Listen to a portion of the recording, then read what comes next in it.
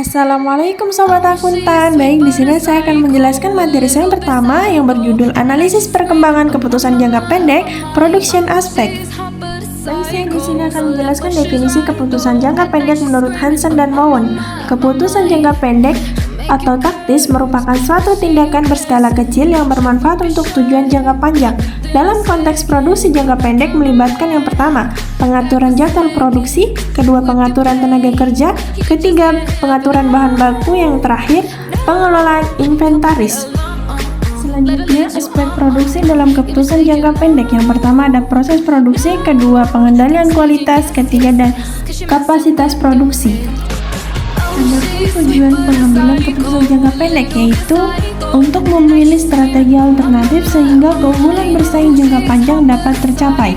Di sini juga ada penerapan biaya relevan untuk pengambilan keputusan. Yang pertama, make buy or decision, yang kedua keep or drop decision, ketiga special order decision, keempat sell or process future, yang kelima ada keputusan bangunan produk atau product mix. Adapun faktor yang mempengaruhi keputusan jangka pendek, yang pertama permintaan pasar, kedua sumber daya manusia, ketiga teknologi, dan yang terakhir ada kebijakan perusahaan. Selanjutnya ada konsep-konsep biaya dalam pengambilan keputusan. Yang pertama ada sunk cost, yang kedua ada opportunity cost, yang ketiga ada relevant cost.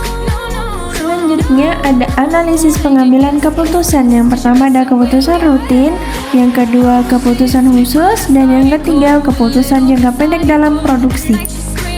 Lanjut ke materi kedua yaitu sistem manajemen biaya dan activity based management.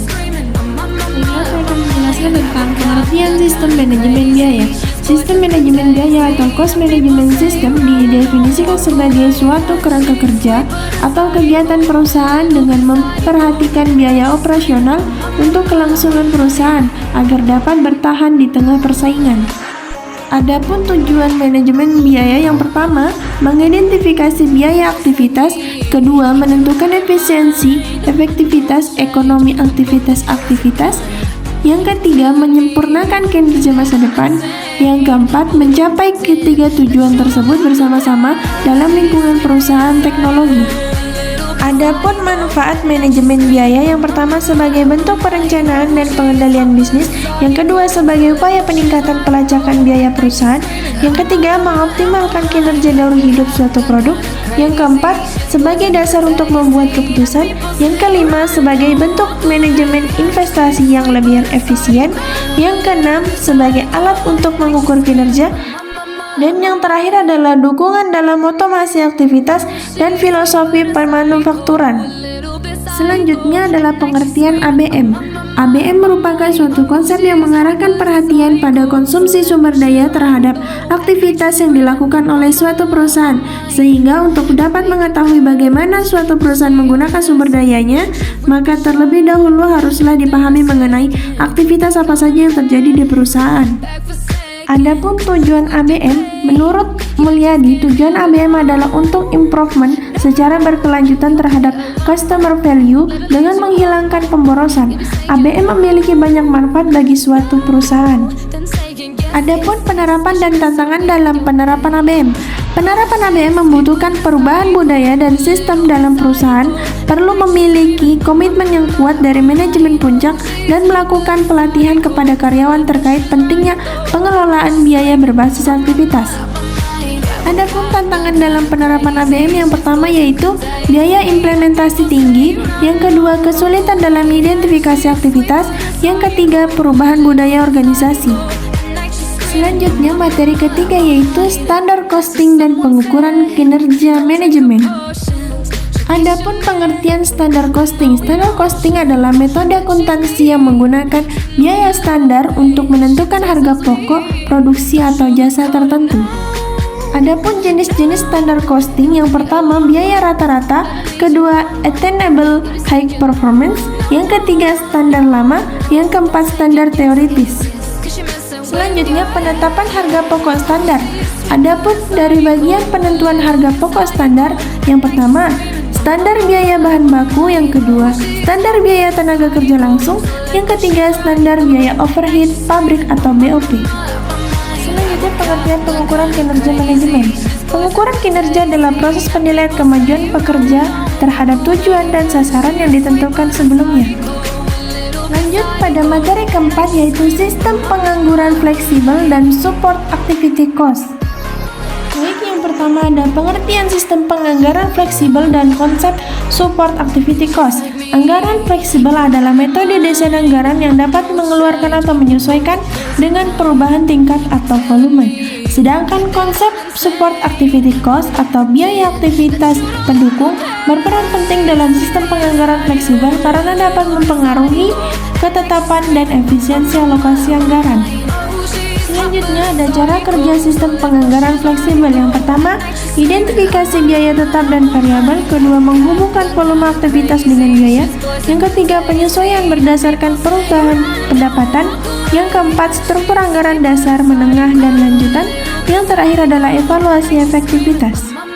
Adapun komponen sistem penganggaran fleksibel, yang pertama biaya tetap, kedua biaya variabel, ketiga tingkat aktivitas, keempat pengukuran kinerja, dan yang kelima model anggaran. Adapun anggaran fleksibel dengan berbagai pemicu biaya. Yang pertama ada pemicu biaya, yang kedua analisis varians, yang ketiga pengendalian biaya, yang keempat menyesuaikan estimasi biaya, yang kelima evaluasi kinerja, dan yang terakhir ada perencanaan responsif. Lanjut materi kelima ada akuntansi pertanggungjawaban dan TQM. Pengertian akuntansi penanggung-jawaban dan TQM. Akuntansi penanggung-jawaban adalah suatu pemikiran bahwa seseorang manajer harus dibebani tanggung jawab atas kinerjanya sendiri dan kinerja bawahannya. Sedangkan TQM atau disebut juga dengan manajemen mutu adalah pendekatan manajemen pada suatu organisasi berpusat pada kualitas berdasarkan partisipasi semua anggotanya dan bertujuan untuk kesuksesan jangka panjang melalui kepuasan pelanggan dan manfaat bagi semua anggota organisasi dan masyarakat. Adapun hubungan antara prinsip TQM dan sistem penanggung-jawaban di dalam organisasi. Prinsip utama TQM dengan sistem penanggung-jawaban, yang pertama keterlibatan karyawan, kedua fokus pada pelanggan, ketiga perbaikan berkelanjutan, dan yang keempat pendekatan proses. Adapun hubungan TQM dengan sistem penanggung-jawaban, yang pertama sebagai komitmen organisasi, kedua pengukuran kinerja, ketiga peningkatan kualitas melalui aktivitas, yang keempat budaya organisasi. Adapun integrasi akuntansi pertanggungjawaban dan TQM. Dengan menggunakan akuntansi pertanggungjawaban atau APJ, organisasi dapat memonitori pekerja, mengidentifikasi penyimpangan, dan meningkatkan akuntabilitas.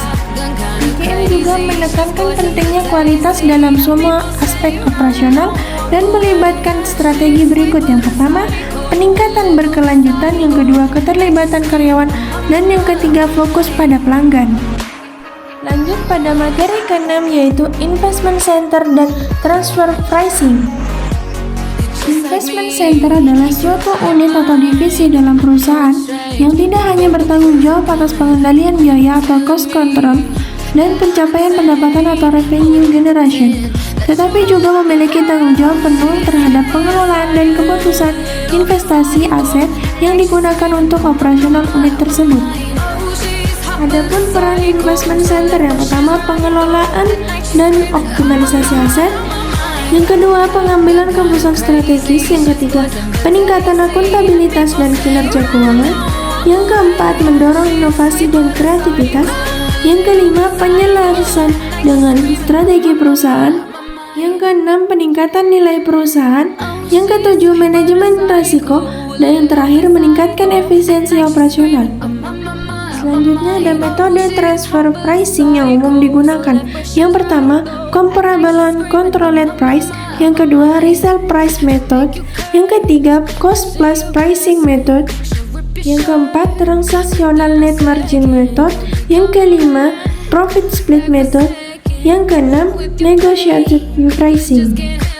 Adapun pengertian transfer pricing terhadap kinerja perusahaan dan kepatuhan pajak.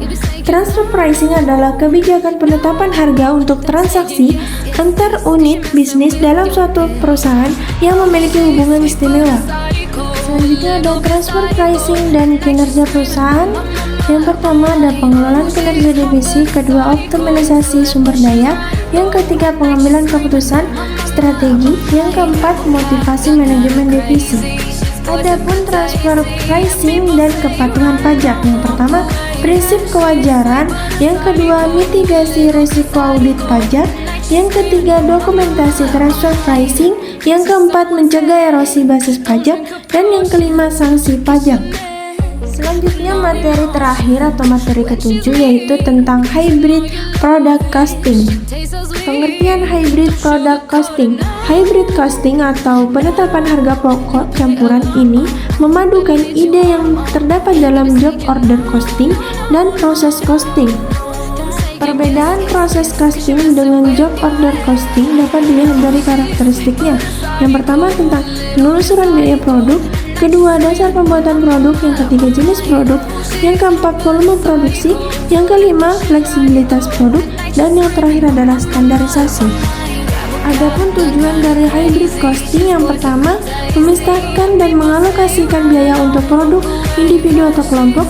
Yang kedua, sistem ini digunakan untuk menentukan biaya produk dengan mengalokasikan overhead dan tenaga kerja sesuai dengan barang yang dihasilkan. Yang ketiga, sebagian besar proses produksi beragam.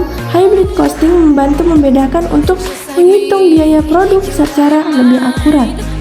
Selanjutnya ada proses perhitungan hybrid product costing.